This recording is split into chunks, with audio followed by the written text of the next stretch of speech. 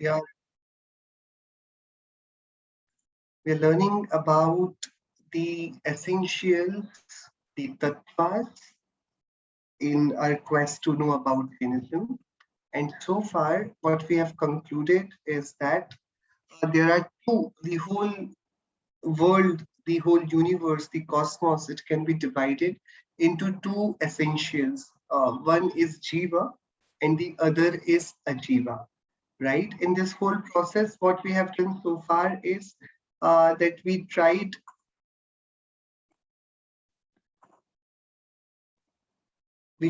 dividing the whole world into two parts. The one is me, the knower, and the other part is the rest of the world. All other living beings, matter, time, space, medium of motion, medium of rest, everything else is categorized as a Jiva Tattva. And what remains is me, the knower of it all. And when I talk about a knower, when we say that we are knower, then we are talking individually per person. Each and every one of us is a knower and is the only knower. So for me, I am the only knower. For you, you are the only knower. So we all are one individually. So there is only one Jeev Tattva, and apart from this one Jeev Tattva rests everybody, whether that person is living or non-living, automatically becomes a Jeev Tattva, right?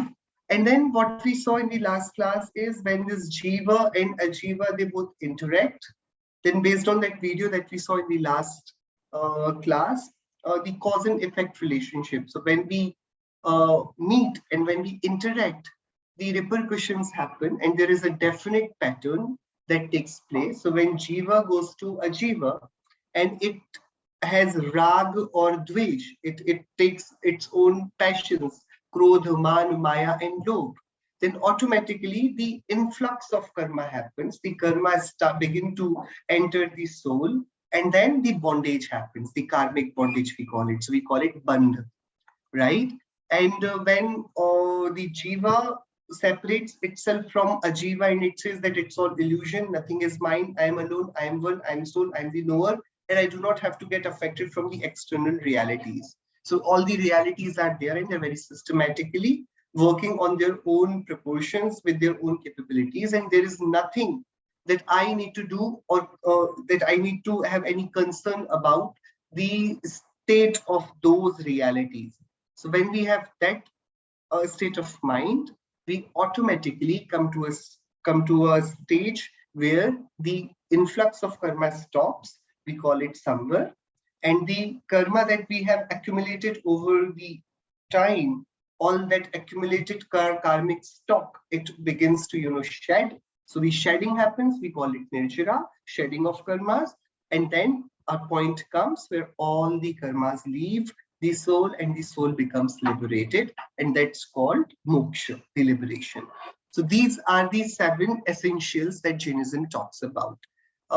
Let's have a quick analogy that Jainism gives us about the 7 karmas. The pictures are not very clear, but let's I think it's fair enough to know about the 7 karmas, 7 karmas or the 7 essentials. So we take 2 things. One is the boat and one is the person who is sitting on the boat, right?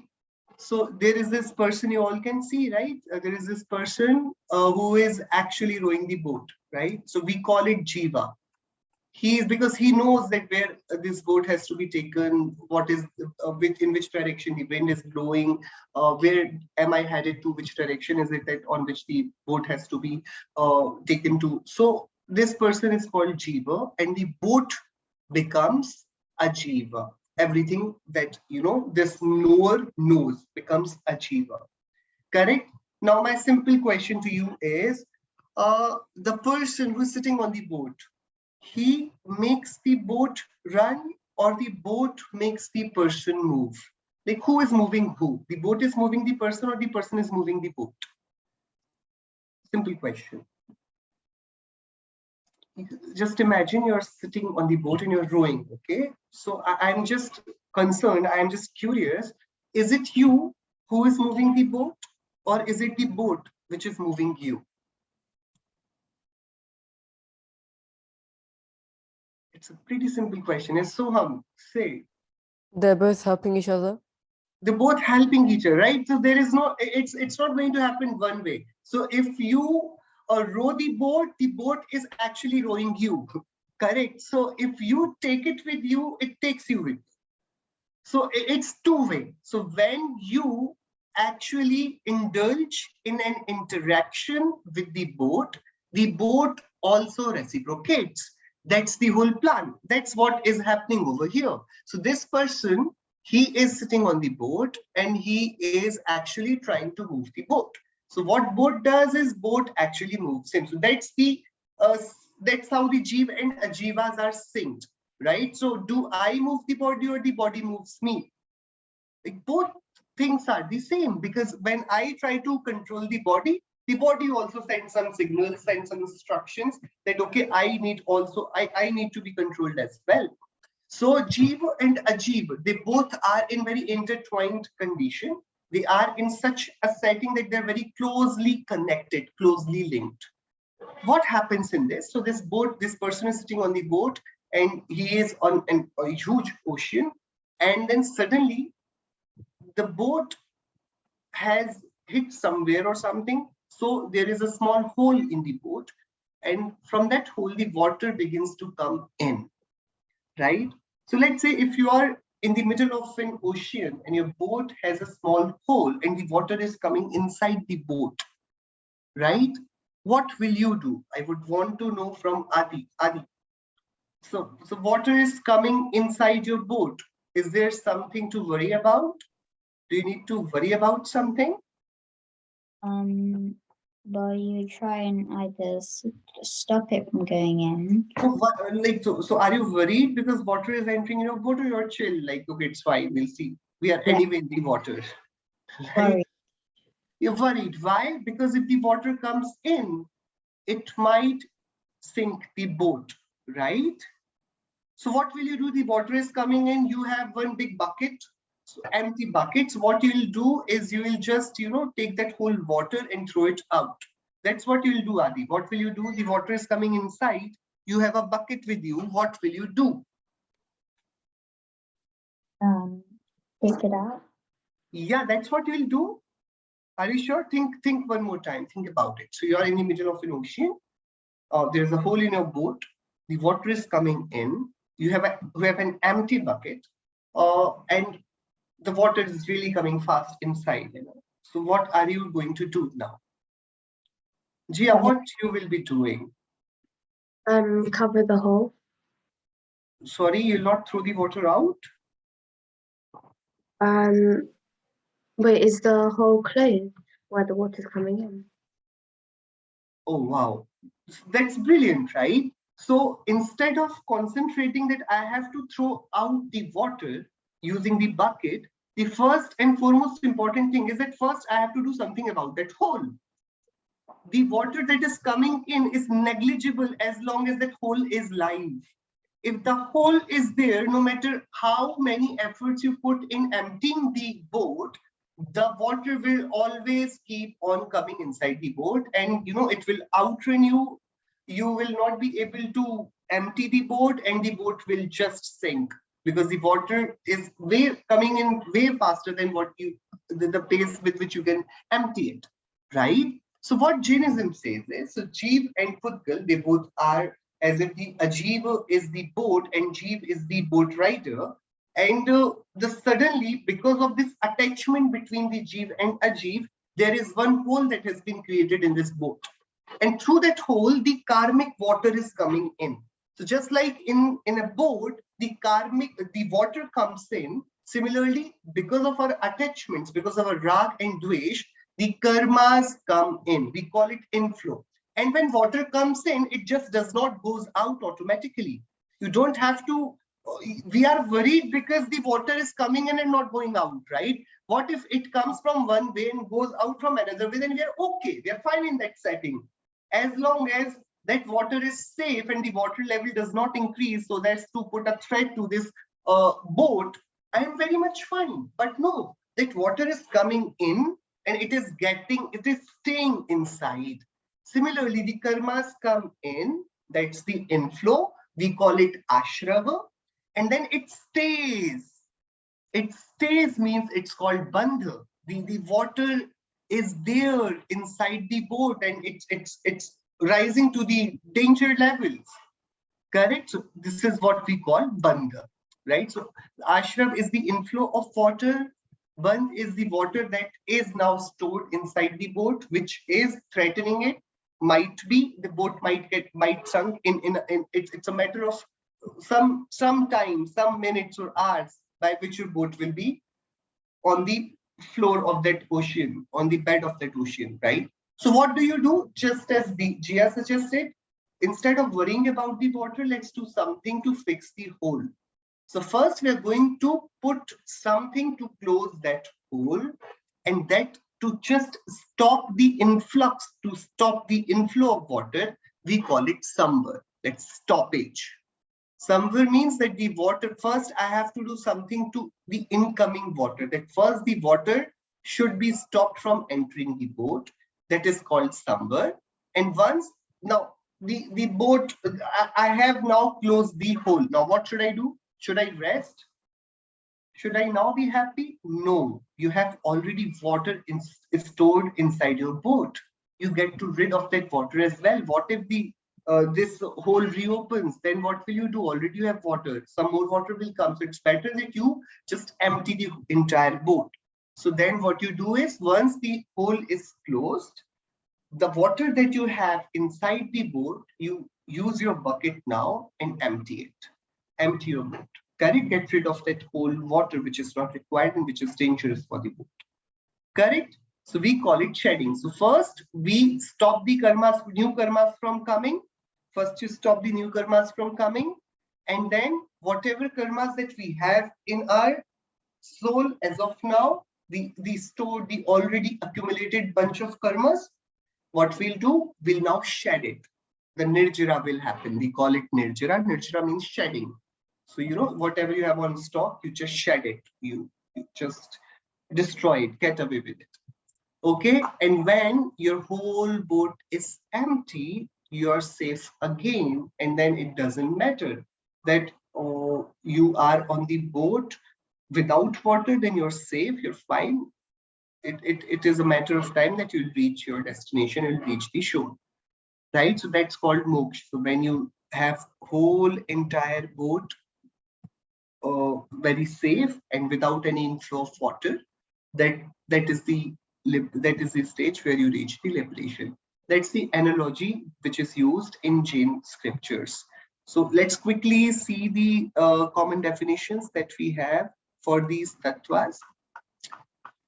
Jeev Tattva, represented by the man on the board, the one who has my knowledge, is called Jeev Tattva. There is only one Jeev Tattva, that is me, myself, right? Who is responsible for this whole influx. Ajeev Tattva, represented by the board. Everyone and everything which doesn't have my knowledge is called Ajeev Tattva. Everything. Living, non-living, everything. This body, other souls, objects, etc. Karmas are represented by the river, the water. The 8 Dravya karmas which gets bonded with the soul, these are also Ajeev Tattva as they are Pudgal by nature. But the concern now is that if they are coming in, if they are visitors and they choose to stay, they're going to create some trouble. And therefore we are worried. It's alarming situation for us to do something about this whole. Ashraf. What is Ashraf Tattva?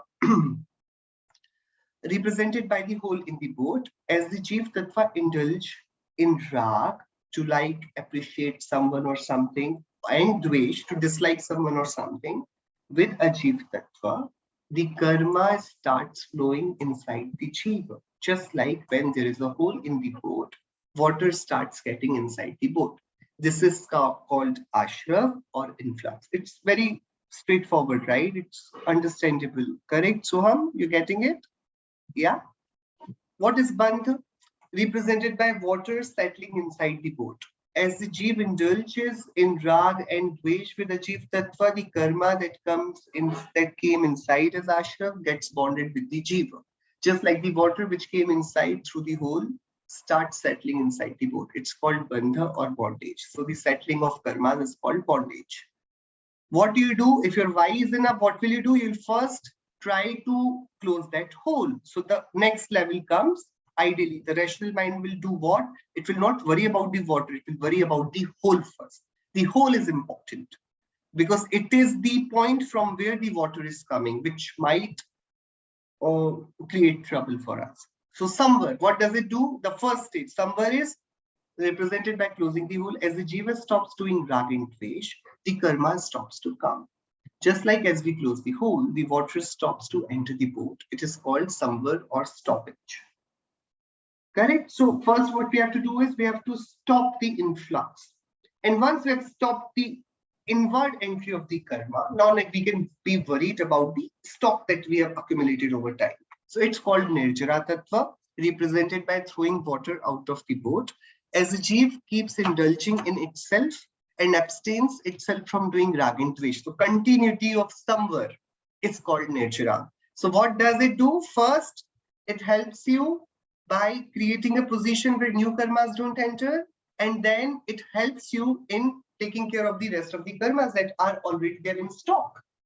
So once we keep on doing what we did with samvar, and we stop doing ragdvesh, the passions, the karma bonded with it starts to shed, just like the man throwing water out of the boat. This is called nirjara or shedding. Moksha Tattva, represented by clean, waterless boat. When all the karmic bondages are destroyed, shedded by the jiva, just like complete water thrown out of the boat, it is called moksha or salvation. I am Jeev Tattva. I am not a Jeev Tattva. I have to stop Ashrav and Bandha Tattva. I have to start with Samvar and Nirjara Tattva. I have to attain Moksha Tattva. This is the whole plan of 7 Tattvas. Right? So quickly, whatever we did so far, we'll have a quick recap. What we are discussing over here, what we're trying to learn is we're trying to learn about the essential things, the things which are essential to us. What are the essential things? What are the things which are important to know about in this life? So what is essential is to know about the jiva. So that is me.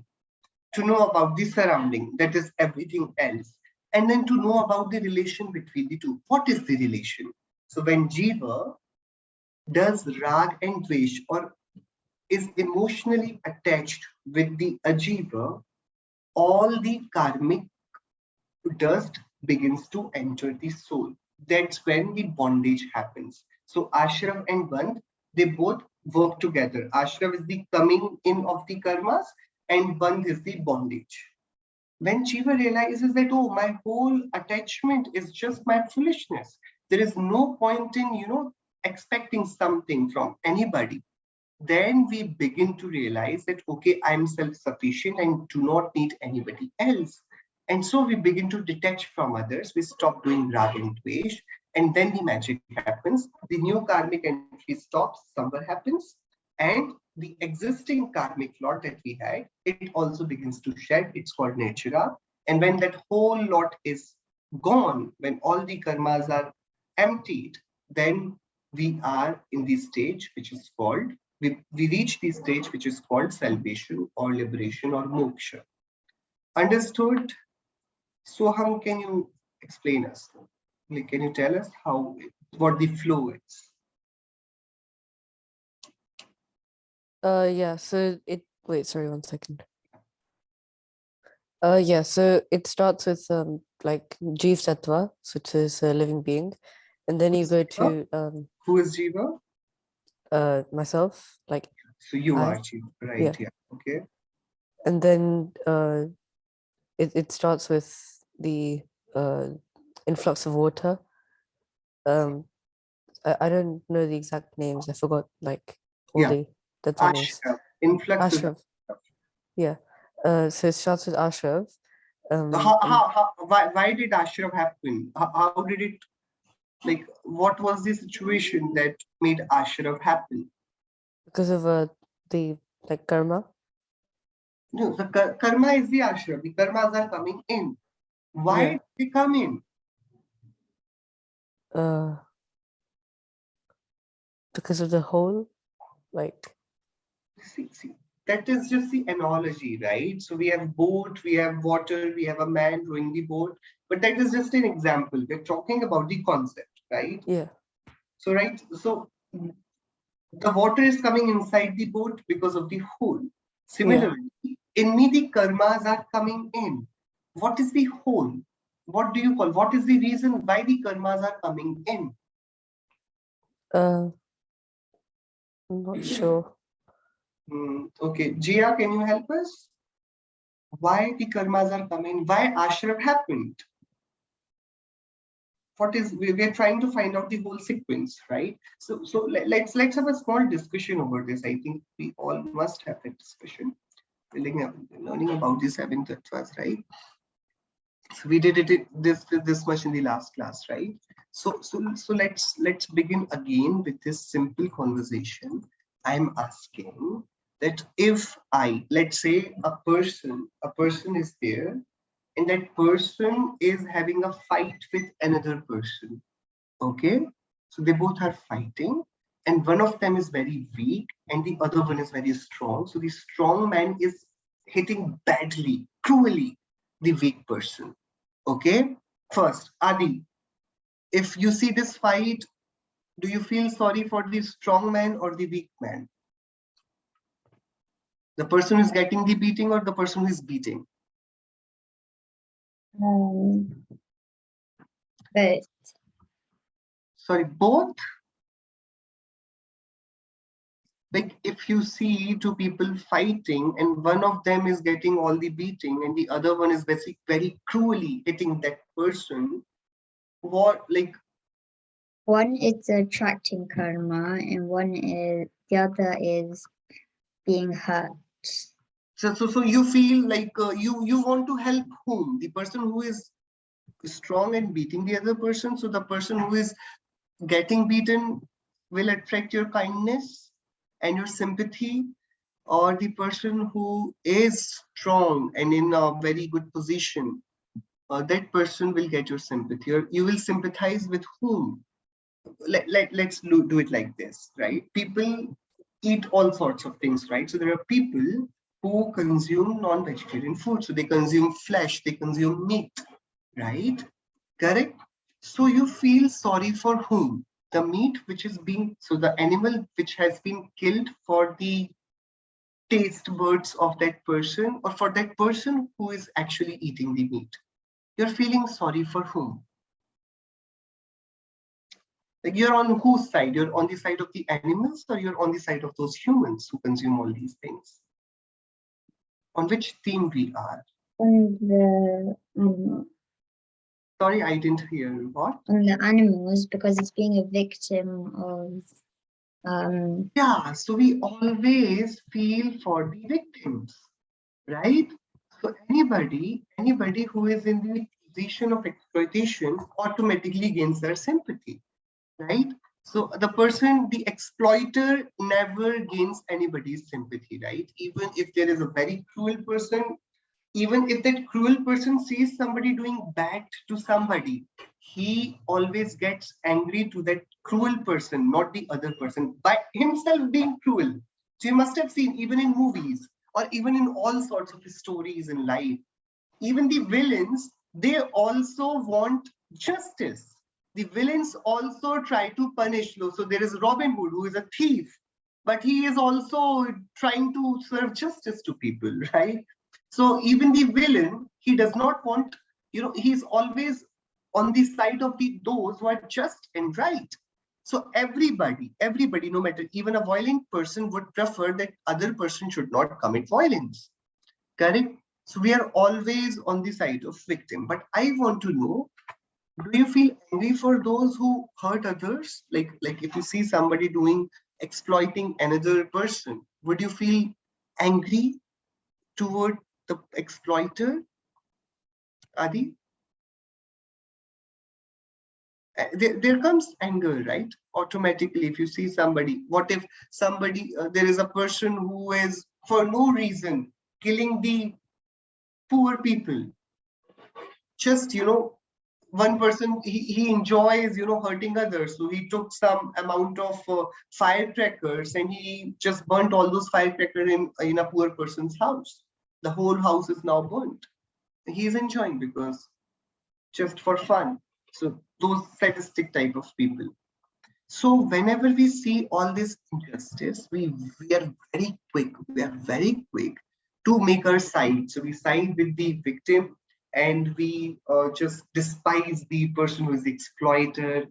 We do not like that person. And if activism has to come in, we are always with the oppressed, not with the oppressor. Correct? It's our nature. It's very easy. Nobody really, if I have no hidden selfish agenda, I will always find myself generally on the side of the oppressed and not on the side of the oppressor. Only if I have some agenda, some selfishness, something that I'm scared of that oppressor. And what if I stand with this oppressed? The oppressor might harass me as well. That fear. Or if I am standing with the oppressor, I might get to exploit other as well. That selfish motivation, only that will, so my own greed, my maligned intentions, they will only make me stand with an oppressor. But in normal, rational circumstances, conditions, I will always stand with the oppressed. Yes, it's common for all of us. Right? We always team up with the weak guy. So even in movies, we like the person. So in the beginning, always the hero will have a very humble beginnings, and or the villain will always do something bad, and they will suffer. And in the end, the hero will emerge, and the villain will get defeated. So we feel because always in a story, hero will be given in a very weak light, and then he'll make to reach the heights of that spotlight. Right? That's how we attach with them. Correct? But my question is, if in reality, we're not talking about any movie or any story, we are talking about real things. If somebody is suffering, right? If there is a fight that is happening, or if there's somebody who is actually killing an animal to eat, that interaction is happening.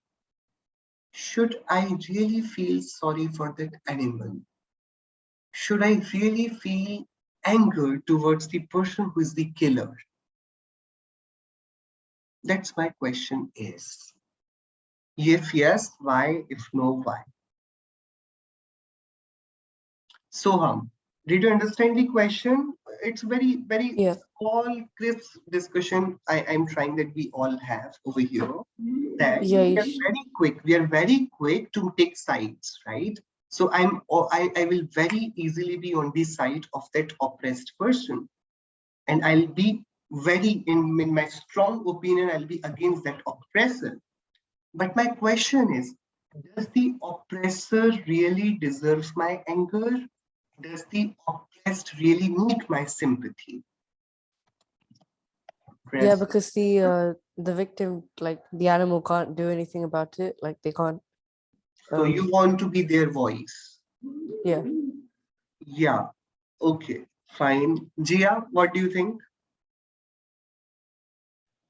Sorry, what was the question?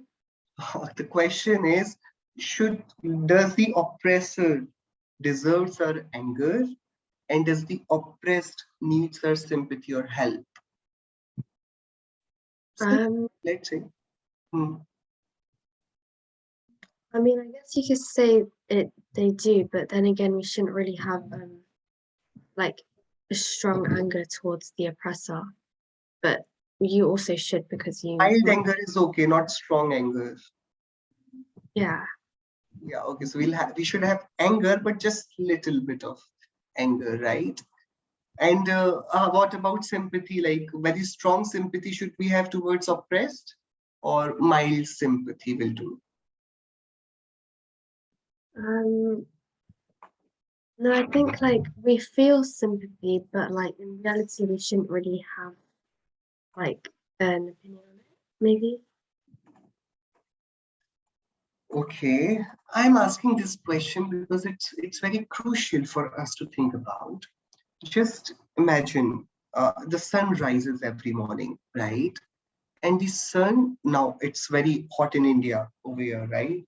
So while the sun is just actually with all the heat that it contains, it's throwing on the earth, there are many small animals that die. Many birds, in the evening, you see many birds, they are dead because of the extreme heat waves, right?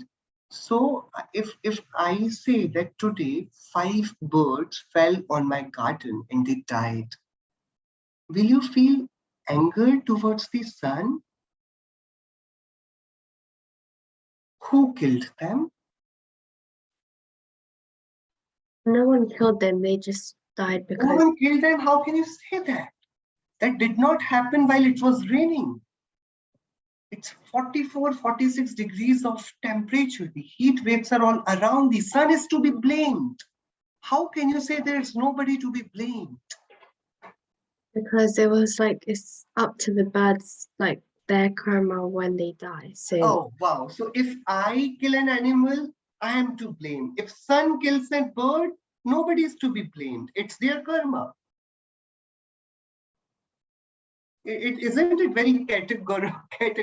We choose very categorically of whom to blame. If the death is happening because of the natural cause, let's say cyclone came, or let's say earthquake came and many animals died. If a flood came and many cows, they just washed away, who is to blame? We are going to complain. We are not going to have any activism against the river. No, it was the bad karmas of those cows.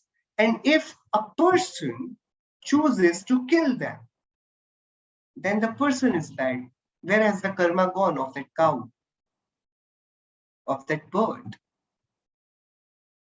Adi, will you feel anger for the sun, for the death of those 5 birds? It's because they couldn't survive the heat. Sorry?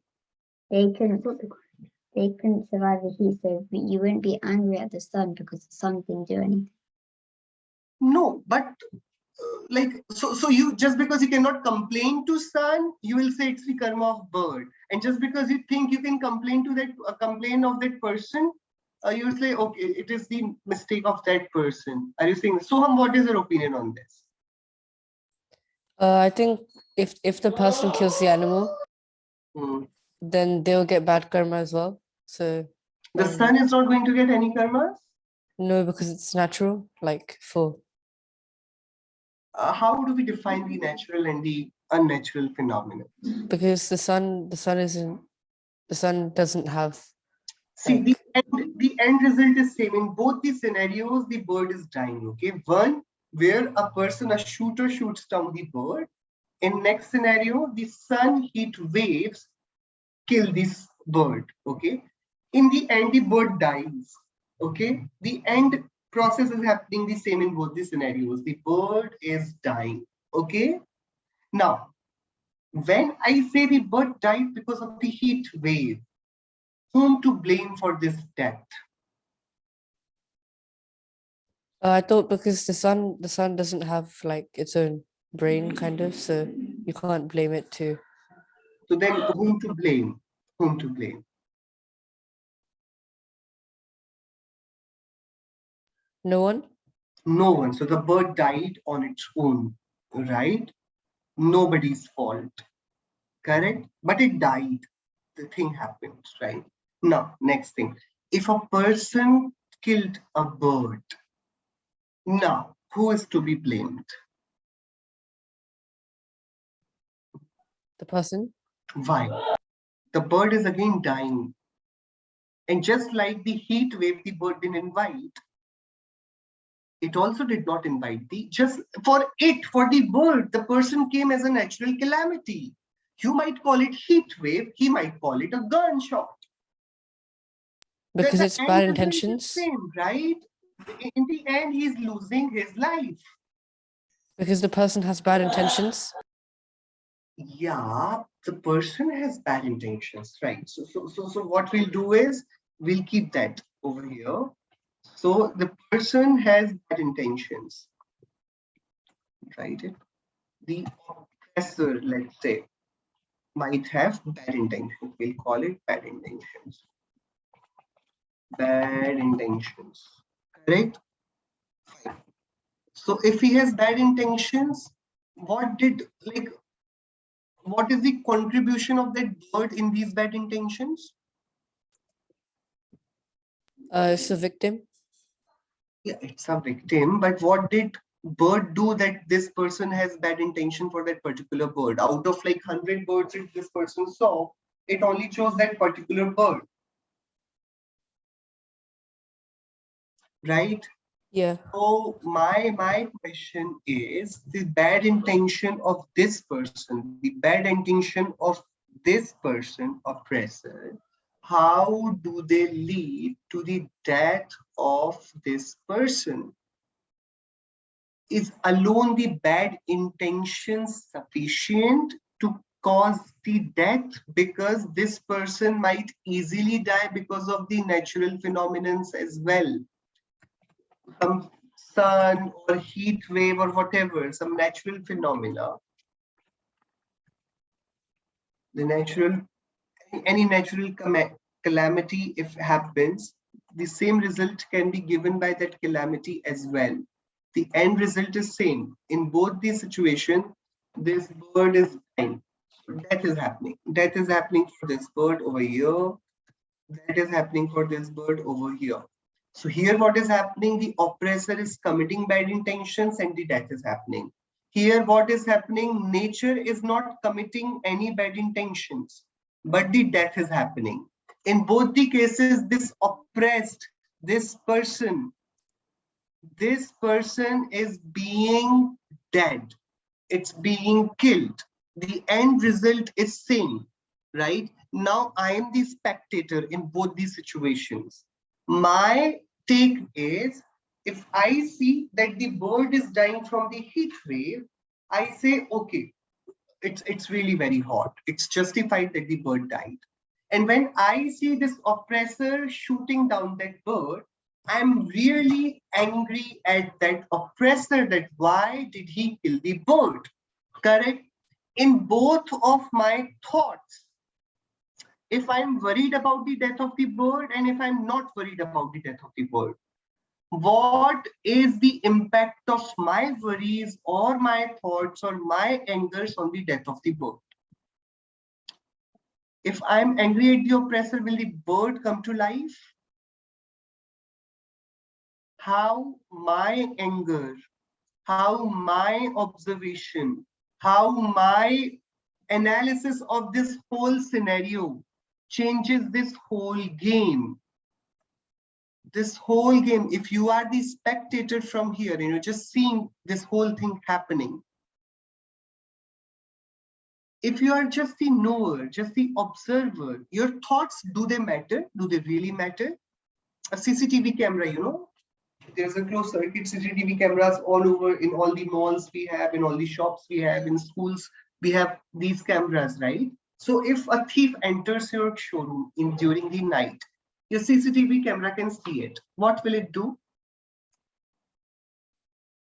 Will the camera stop the thieves from stealing? No. Only the morning when you'll reach the shop, you'll not find that item, then you'll see those footage, and then you'll realize, okay, somebody has stolen these stuff from your shop, right? So the CCTV camera does not have the luxury of giving its opinion or doing something. It's there as observer. It can be the proof that, okay, this all happened. It is a witness. But it does not have the luxury to give its opinion, its judgments. It cannot do that. For that, you need a being, you need a person who can think and observe and think rationally. Correct?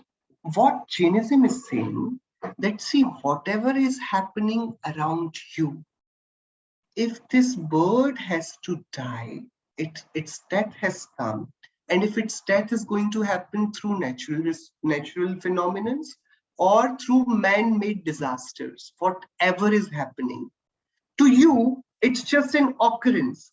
And rather than thinking that this bird died Just try to find out the reason why this bird died the way it did. The other birds did not die. That is the question. There are so many birds. Because of heat wave, only this bird died. Because of that gunshot, this bird died. The question is, if a person has killed that bird, or if the heat wave has killed that bird, the question is why? Fine, those two people, the killers, are different. Fine. But that bird also must have some role in that.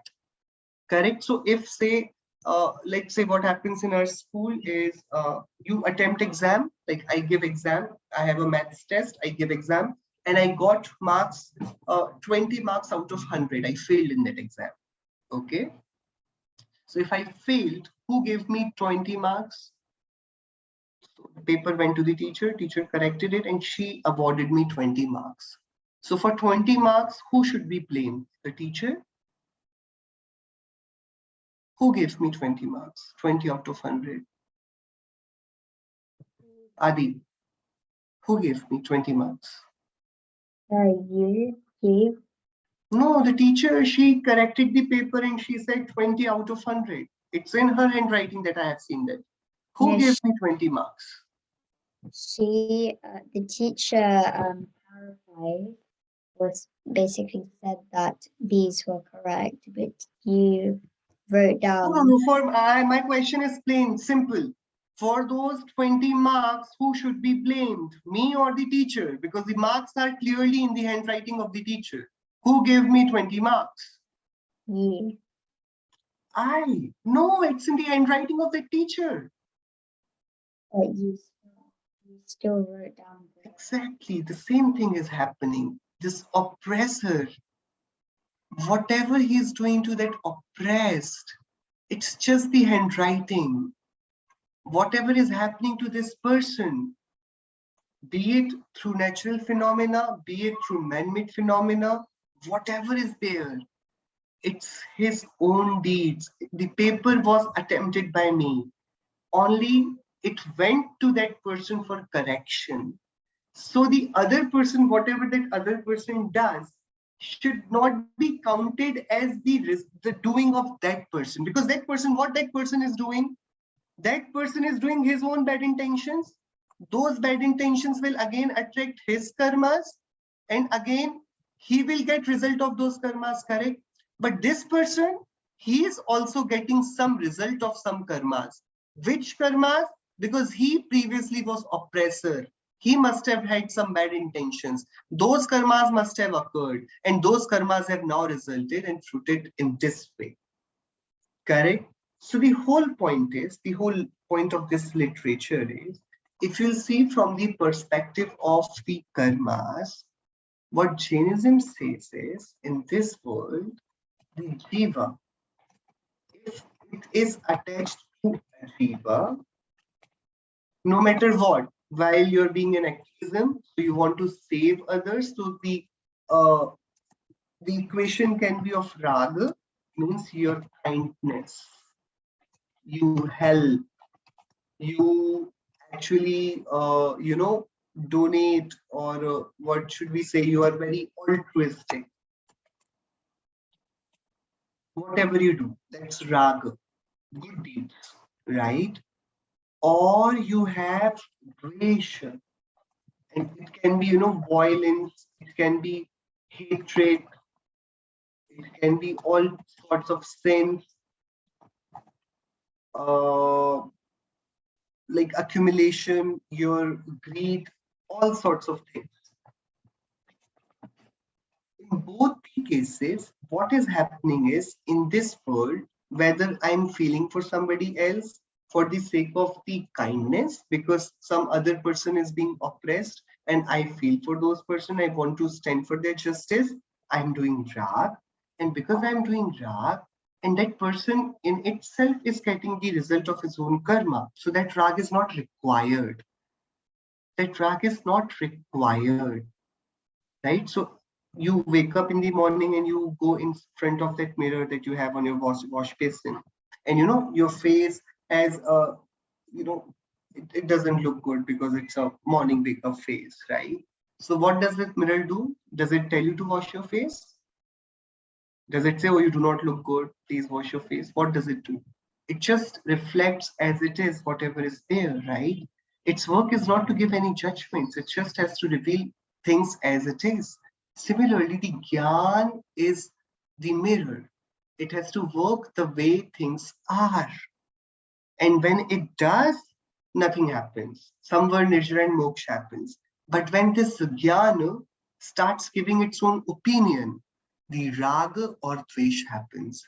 When Raga or Dvesh happens, then only we set because of Raga and Dvesh, the karmas begin to form, karma's influx happens, and when the karma's influx happens, the karmas stay. The stay of those karmas is called what? Stay of those karmas is called bondage. We call it bandha or bondage. And when we realize that okay, this bondage is not at all good for us, we stop doing these rag and dvesh, and the samvar happens. And with samvar comes nirjara, and when nirjara completes, we attain moksha. This is the whole sequence of how things work. Why it is pointless to worry about others, that is what we thought, because whatever is happening to anybody is happening to because of their karmas, and it's futile. It's completely pointless to waste our energy in doing rag and dvesh. So that's what Jainism says, is that we should be very much unopinionated about the external world, and we should confine ourselves to ourselves. And when we do not do rag, that means we do not get attached to any other object, and we do not do dvesh. We do not detach from something just for the sake of, out of anger, out of disgust. If we do not do dvesha, in that position, when we are only the knower, only then the karmas do not come, and the karmas which are already accumulated begin to shed. And that's how we reach salvation. So that is the path of liberation according to Jainism. What is the path to liberation? So we'll put it in very simple sequence, point by point. According to Jainism, what is the path to liberation? So there is a sutra of Tattvar Sutra that we have already learned about. Samya, Darshan, Gyan, Charitrani, Moksha, Marga. This is the sutra. When we asked our acharyas to tell us how do we become happy, acharyas said the sutra. We have to memorize the sutra, okay? What did acharya say? Samyak darshan gyan charitrani moksha margah. What does it mean? The right belief, right knowledge, and right conduct is the path to liberation. Right? So when we asked what is the right belief, what is right knowledge, what is right conduct? So then Acharya said, Tattvartha Shraddhanam Samyak Darshanam. What does it mean? Shraddhanam. Tattvartha Shraddhanam Samyak Darshanam. We have to memorize these things. Huh? This is in our syllabus. Two things. This is the whole summary of what we discussed so far, and it's very easy for us to now relate to it.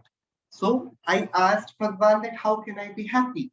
He said, Samyak Darshan Gyan Charitrani Moksha Marga, that you attain Samyak Darshan, which is right belief, Samyak Gyan, which is right knowledge, and Samyak Charitra, which is right conduct. And then there you go, you'll reach your liberation, the salvation. So then we asked, what is right belief? What do you mean by right belief? He said, Tattvat Shraddhanam Samyak Darshanam means to know about the essentials to know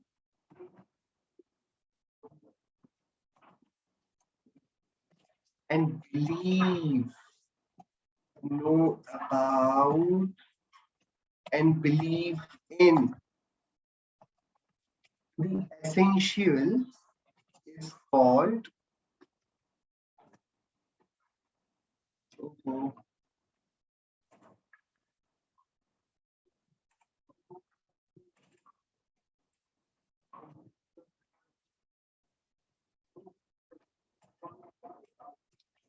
essentials is called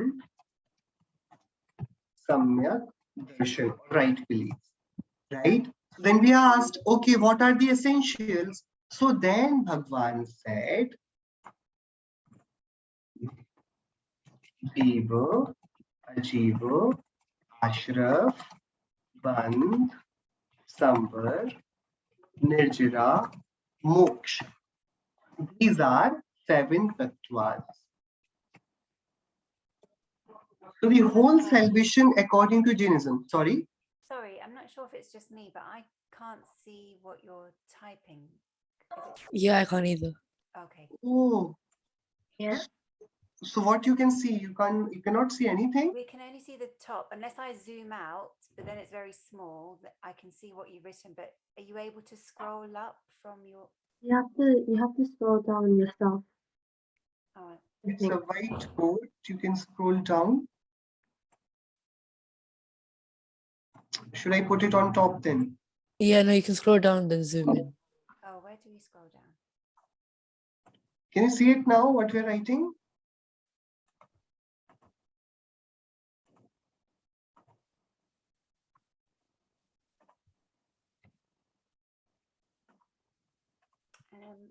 I can't scroll down on mine, but it's okay as long as the others can see it. That's fine. Let me help you with this. Can you see this right now on the screen? Yes.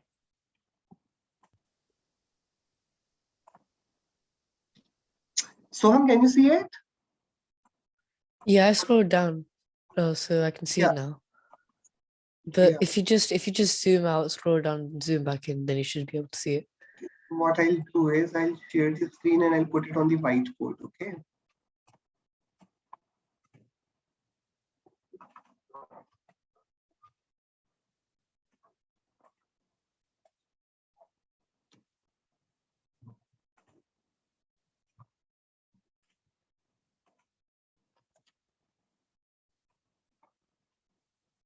I'm not sure, it will not work.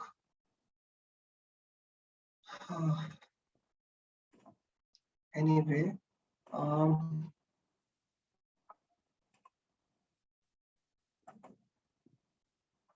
you see now? Is it visible?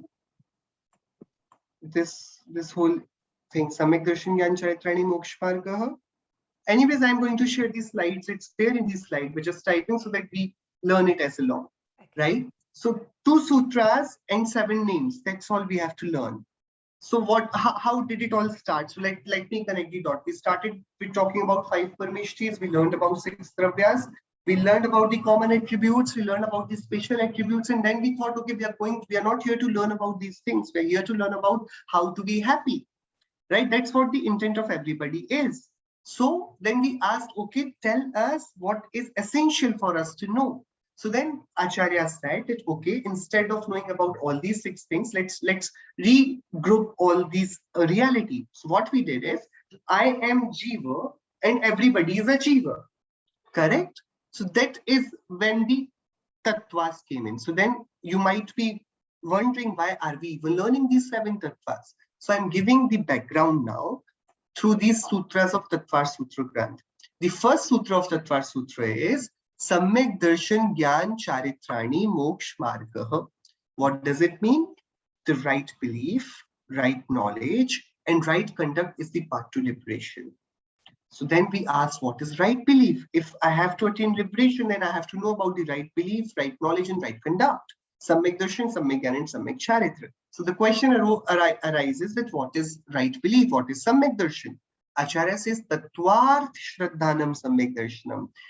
To know and believe in the 7 essentials is called Samyak Darshan. To know about the Tattvas and to believe in Tattvas is called Samyak Darshan or right belief.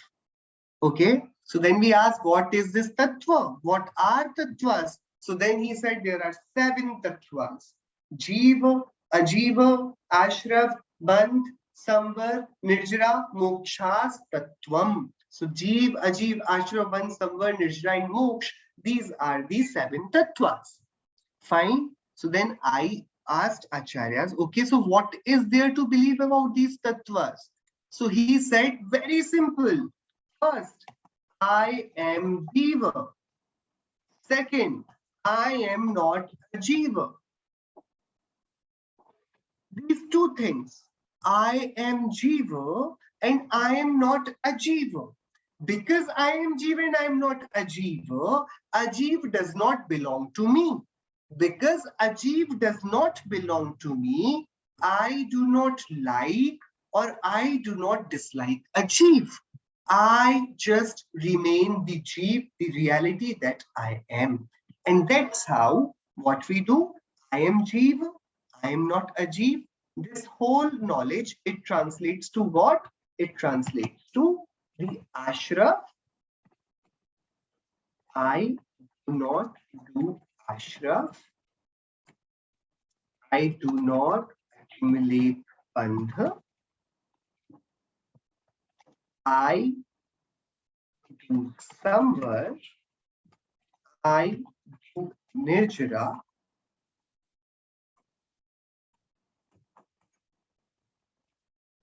And I attain moksha. This is the simple roadmap of the whole liberation that through Samyak Darshan, Acharya is going to tell us about. Today, we just had a gist of it, or meaning that when we had that small discussion of if somebody kills somebody, should we feel sorry for somebody and should we feel angry for somebody? But if we closely look about it, everybody is closely knit but through their own karmas, have their own destinies, and therefore to think to be what he did is good or what he did is bad is totally futile thought, and therefore we waste most of our energy in categorizing the happenings of the world in the good and bad. But the reality is that whatever has to happen happens in this world, no matter how we think that it should happen or should not happen, right? So this is what this whole the things that we are learning right now is about. In the next class, we'll move after revising about the 7 tattvas to the connecting topic that the ashram and bandh of what? The karmas. So we'll just have a gist of karmas as well, and then we'll see where we land. Okay. Any questions? Anything to ask? Soham ji, Adi, Kripa ji? No? Okay, fine. I had a quick question, sorry. Yeah. Or we can talk about it next week if you don't Mm. have time. But when you have ashra of karma, does Hmm. it always result in bandh? Can sometimes you get ashra and it can just go? So there are 2 types of ashraf, but that's a very detailed thing. 2 types, like Sampraik ashraf and then Iryapath ashraf. The Iryapath ashraf does not result in bandh. The Sampraik ashraf results. Okay. So we all have Sampraik ashraf, and the Arihant Bhagwan is Iryapath ashraf. Okay. So we'll discuss about it later on. Okay. Fine. You all think about these 7 tattvas as well, and make sure, if you can learn these 2 sutras, very easy sutras. I'll also share the slides. So, and then in the next class, we'll move to the next chapter. Okay. Okay, let's have a quick Chinmaya Stuti. निज निधि निज में बताई यह अनंत उपकार है, उसके लिए छिन्न वाणी माँ को वंदना शत बार, उसके लिए छिन्न वाणी माँ को वंदना शत बार. 9 times from Karma.